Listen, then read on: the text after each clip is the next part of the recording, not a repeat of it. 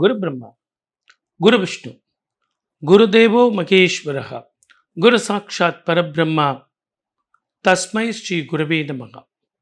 என் அன்பு spiritual talk நேயர்கள் அனைவருக்கும் என் அன்பு வணக்கங்கள். ராஜ யோகம் தரும் குரு பெயர்ச்சி இது எப்படி இருக்கும்?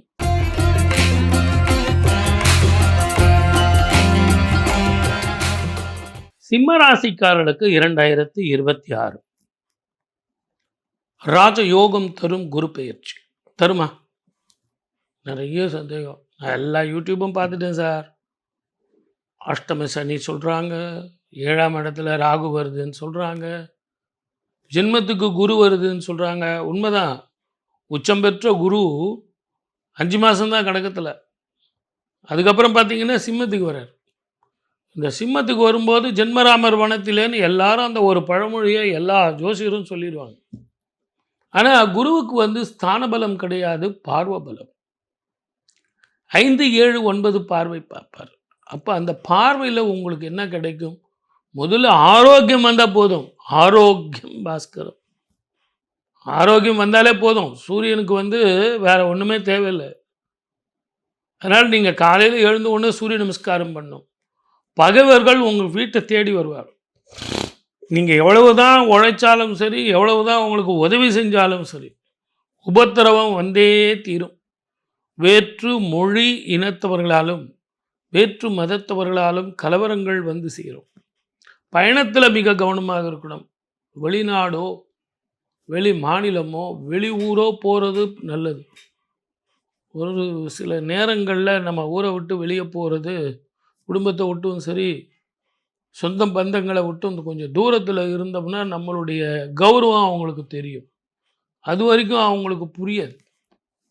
மன நிம்மதி நமக்கு முதல்ல கிடைக்கும். இதில் வெளியே எவ்வளோ வேணாலும் தகராறு விட்டுலாம், ஆனால் வீட்லேயே கணவன் மனைவி உறவு பாதிக்கக்கூடாது. அதனால் லக்னத்தில் இருக்கக்கூடிய அந்த கேதுவும் 7ஆம் இடத்துல இருக்கக்கூடிய ராகுவும் உங்களை பொறுத்த வரைக்கும் பிரச்சனைகளை ரொம்ப நல்லா இருக்கீங்களா அப்படின்னு கேட்டாலே ஒரு பிரச்சனை வந்துடும். ஆக மிக ஜாக்கிரதையாக இருங்க. தேவையில்லாமல் நான் அவனுக்கு ஜாமீன் கையெழுத்து, இவனுக்கு நான் கடன் கொடுக்குறேன், அவன் ரொம்ப கஷ்டப்படுறான்னு சொல்லிட்டு என் வீட்டு டாக்குமெண்ட்டை கொலாட்ரல் கொடுத்தேன், இதெல்லாம் வேண்டாம். உங்கள் வேலை என்னவோ அதை பாருங்கள். சரியான நேரத்தில் சாப்பிடுங்க, சரியான நேரத்தில் தூங்குங்க. உங்கள் வேலை என்னவோ அதையே பார்த்துட்டு வந்தீங்கன்னா இந்த அஷ்டம சனி ஒன்றும் பெருசாக பண்ணாது. ஒரு ஆரோக்கியமாக டாக்டரோட மருந்துக்கு கட்டுப்படணும் அப்படின்னு சொன்னீங்கன்னா திருநள்ளாறு போயிட்டு வாங்க. அங்கே போயிட்டு அந்த குளத்தில் குளிக்கிறதா இருந்தாலும் சரி, இல்லைனாலும் அந்த தண்ணியை தலையில் தெளிச்சுக்கிட்டு விநாயகருக்கு ஒரு சூரத்தேங்காய் விட்டுட்டு, சிவனுக்கு, அம்பாளுக்கு, சனீஸ்வரருக்கு ஒரு அர்ச்சனை பண்ணிக்கிட்டு நல்லெண்ணெய் கர்ப்பகிரகத்தில் உள்ள விளக்குகளை ஊற்றிட்டு அந்த விளக்கு ஒளியில் சுவாமிக்கு அர்ச்சனை பண்ணிட்டு வாங்க. அந்த எண்ணெயை அங்கேயே கொடுத்துட்டு வாங்க. நாட்டு நல்லெண்ணெய், செக்கு எண்ணெய் கொடுத்துட்டு வாங்க. அது அற்புத பலனை கொடுக்கும். அதே மாதிரி கொஞ்சம் உங்களுக்கு பிள்ளைங்களோட அவங்க சரியாகவே மார்க் எடுக்க மாட்டேன்றாங்க சார், இப்படி இருக்காங்க அப்படி இருக்காங்க, குற்றம் பார்த்தார் சுற்றம் இல்லை. ஆகவே ரொம்ப பர்ஃபெக்ஷன் வச்சுக்காதீங்க. பங்க்சுவாலிட்டி ரொம்ப எதிர்பார்க்காதீங்க. விட்டு கொடுத்து போங்க. அதே நேரத்தில் அதிகமாக ராஜ யோகத்தை கொடுக்கணும் சார், கொடுங்க சார், ஆயுள்ளா நான் பார்த்துக்கிறேன், அதே மாதிரி ஆரோக்கியத்தை நான் பார்த்துக்கிறேன் சார், நான் ரொம்ப டென்ஷன் எடுத்துக்கல சார், நல்லா தூங்கிடுறேன் சார். இதுக்கு எந்த கோவிலுக்கு போகணும் அப்படின்னா சூரியனார் திருக்கோவில், சூரியனுக்கு உண்டான கோவிலில் போயிட்டு ஒரு நாள் முழுவதும் உங்களால் முடிஞ்ச வரைக்கும் அந்த கோவிலில் அன்னதானம் பண்ணுங்கள். அந்த கோவிலில் பண்ணுற அன்னதானத்துக்கு பணம் கட்டுங்க. அது உங்கள் ஜென்ம நட்சத்திரம் அன்னைக்காக இருந்தால் இன்னும் உகந்தது. புரியுதுங்களா? அங்கே போயிட்டு நீங்கள் ஜென்ம நட்சத்திரம் அன்னைக்கு முதலே பணம் கட்டிடுங்க. அன்னதானத்தில் நீங்களும் கலந்துக்கிட்டு நீங்களும் சாப்பிடுங்க, நீங்களும் தானம் பண்ணுங்க. அன்னதானம் அப்படிங்கிறது நீங்கள் இப்போ சொன்னால் அது உங்களுக்கு புரியாது. ஆயுள் பாவத்துக்கு உண்டான அந்த கண்டத்தையும் போக்கக்கூடியது, மனோதைரியத்தை தரக்கூடியது, எதிரிகளை வெல்லக்கூடியது, கண் திருஷ்டிகள், பில்லி சூன்யங்கள், வாஸ்து கிரக தோஷங்களை போகக்கூடியது. இவ்வளவு அதிசயங்கள் அந்த அன்ன தானத்தில் இருக்கு. மிகப்பெரிய ரகசியம். ஆகவே தான் நான் அது சொன்னேன். சுப பலன்கள் கிடைக்கிறது. எவ்வளோ பலன் கிடைக்கும் சார்? எனக்கு நல்ல பலன் கிடைக்குமா? எவ்வளோ பர்சன்டேஜ் சார் அப்படின்னா, ஒரு 85% கண்டிப்பாக கிடைக்கும். நிச்சயமாக கிடைக்கும். இந்த 85%ல் நீங்கள் ஆரோக்கியத்தை மாத்திரம் மனசில் வச்சுக்கிட்டு, மற்றதெல்லாம் வருமானம் வந்து நேரத்துக்கு சாப்பிட்டு நேரத்துக்கு தூங்குனீங்கன்னா எதிர்களை வெல்லலாம், அற்புதமாக வாழலாம். வாழ்க வளமுடன். All the best. 2026 குரு பெயர்ச்சி ராஜயோகம் தரும் குரு பெயர்ச்சி.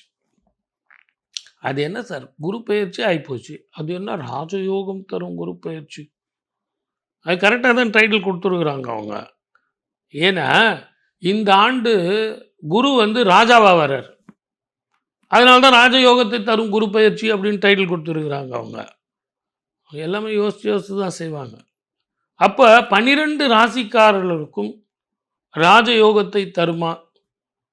நம்ம பின்னாடி சொல்ல போகிறோம். மேஷத்தில் இருந்து மீன வரைக்கும். இப்போ நான் சொல்ல போகிறது பொது பலன்.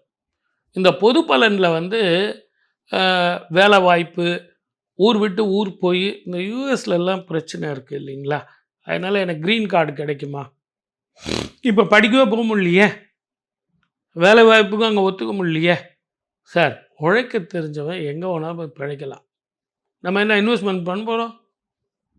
உழைப்பு தான். உங்கள் உழைப்பை யாரும் மறைக்கவே முடியாது. அது எந்த நாடாக இருந்தாலும், இந்தியர்கள், தமிழ்நாடு, தமிழர்கள் அப்படின்னு சொன்னால் கண்டிப்பாக உங்களை கூப்பிட்டு தான் தீரணும். புத்திசாலிகள். அதை விட ரொம்ப முக்கியம், மற்ற நாடுகள் எல்லாம் கூட எனக்கு வேணான்னு சொல்லிவிடுவான். ஆனால் இந்தியர்கள் வேணும், தமிழர்கள் வேணும்னு கண்டிப்பாக சொல்லுவாங்க. ஏன்னா உச்சம் பெற்ற குரு கடகத்தில் வந்து உட்கார போகிறார். அதான் வருஷம் வருமே சார். வருஷம் வராது. 12 வருடங்களுக்கு ஒரு முறை குரு வந்து உச்சம் பெறுவார். இப்படி உச்சம் பெற்ற குரு தன்னுடைய பார்வையை பார்க்கறதுங்கிறது மிக விசேஷ பார்வை.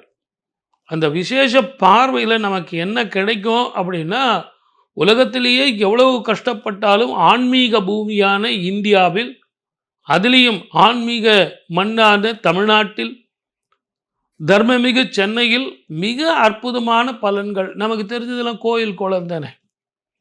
ஒரு 2000 வருஷம், 5000 வருஷம், 10,000 வருஷம் கோயில்கள்லாம் இங்கே இருக்க. பல வருஷங்கள், 1000 வருஷங்களாக இருக்குது. என் பாட்டன் முப்பாட்டெல்லாம் கோயில்களுக்கு போயிட்டு வந்திருக்கான். இப்படிப்பட்ட குரு உச்சம் பெற்ற காலத்துலலாம் அங்கே போய் தான தர்மம் செஞ்சுட்டு வந்திருக்கான். அவன் கற்றுக் கொடுத்த பாக்கியத்தை தான் நான் உங்களுக்கு இப்போ சொல்லிக்கிட்டு இருக்கேன்.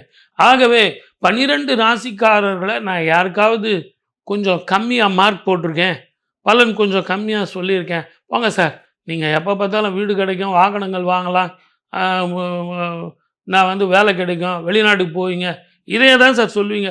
அப்போ என்ன வேணும் உங்களுக்கு? ஹிடன் ட்ரெஷர் கிடைக்கும், புதையல் கிடைக்கும், லாட்ரி சீட்டு கிடைக்கும் நான் சொல்ல முடியும்.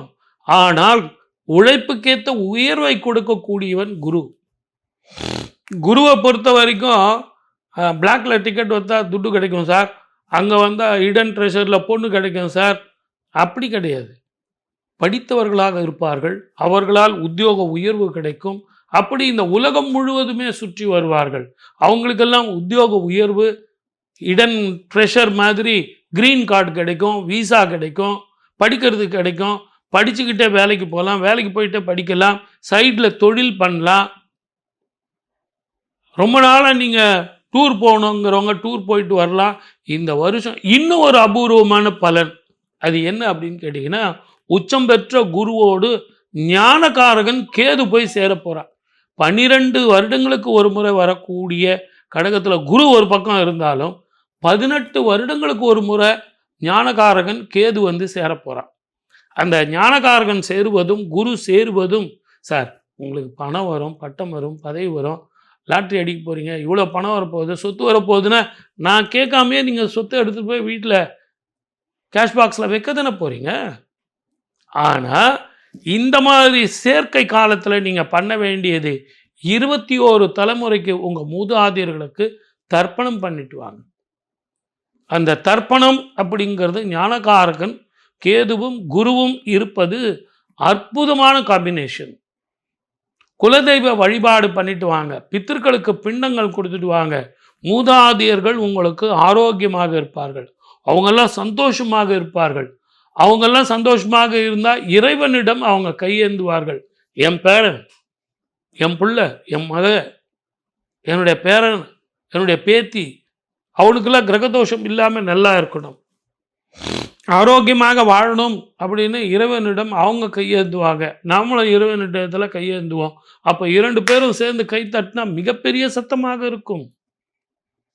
அதுதான் குலதெய்வ வழிபாடு, பித்திருக்களுக்கு பிண்டம் கொடுக்கிறது. ஆகவே என் அன்பு நேயர்களே, இந்த வருஷம் மிக அற்புதமான சாஸ்திர ரீதியான ரகசியமான வருஷம். ஆகவே 12 ராசிக்காரர்களுக்கு செல்வம் வரப்போகுது. இந்த செல்வத்தை விட மிகப்பெரிய செல்வம் நம்ம மூதாதையர்களுடைய அருட்செல்வம். மூதாதையருடைய அருளும், தேவனது அருளும், கையில் பணமும் ஆரோக்கியமும் கிட்டும். அப்படின்னா இதை விட ஒரு அற்புதமான ராஜயோகத்தை தரக்கூடிய குரு பெயர்ச்சி இருக்கா? அப்போ இவங்க டைட்டில் கொடுத்துருக்கிறது கரெக்ட் தானே? ராஜயோகம் தரும் குரு பெயர்ச்சி, சரியான டைட்டில். அந்த சரியான டைட்டிலுக்கு தகுந்த மாதிரி தானங்களும் தர்மங்களும் பித்திருக்களுக்கு பிண்டங்களும் கொடுத்துட்டு வந்தா நிச்சயமாக நாம் எதிர்பார்த்த பலன் வந்தே தீரும். உங்கள் ஜாதகத்தில் எப்படி இருந்தாலும் அதை பற்றிலாம் நீங்கள் கவலைப்பட வேண்டாம். வாழ்க வளமுடன். All the best. இதை விட இப்படி ஒரு நல்ல ஆப்பர்ச்சுனிட்டியை கொடுத்த உங்கள் அனைவருக்கும் என்னுடைய நன்றி கலந்த வணக்கம். மீண்டும் அடுத்த நிகழ்ச்சியில் சந்திக்கிறேன். சர்வே ஜனா சுகினோ பவந்து.